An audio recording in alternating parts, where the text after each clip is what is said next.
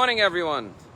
Every day in the month of Elul, we blow the shofar. And one of the reasons why we blow the shofar each and every day is because Rosh Hashanah, which is upon us, is the day that God completed the creation of the world by creating Adam and Eve.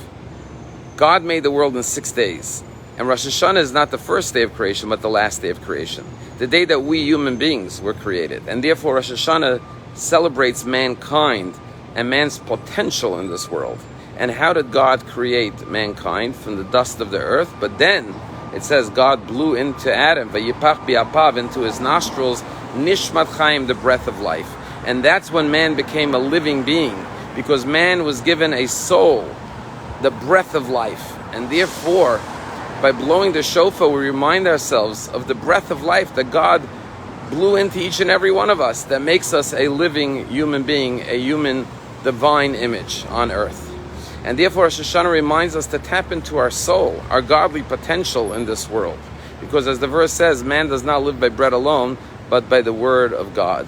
There's a great quote that I love that says, aspire to inspire before you expire. The word inspire is from the Latin word in, which means in, and spiritus, which means spirit. But more specifically in Latin, inspire means breath. So the very word inspire reflects the divine message that man became a living being because they received the ultimate inspiration, the breath of life from God. And that's why when someone dies, we say they expired, meaning the breath of life has left them.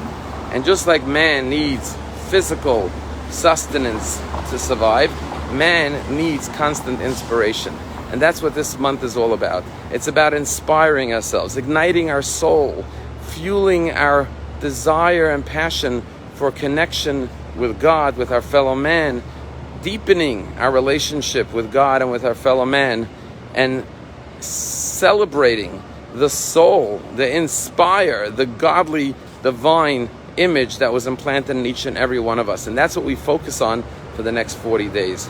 You know, there was a story that there was once the supermarket, and you know, when you get to the supermarket and you want to check out, you look typically for the shortest line.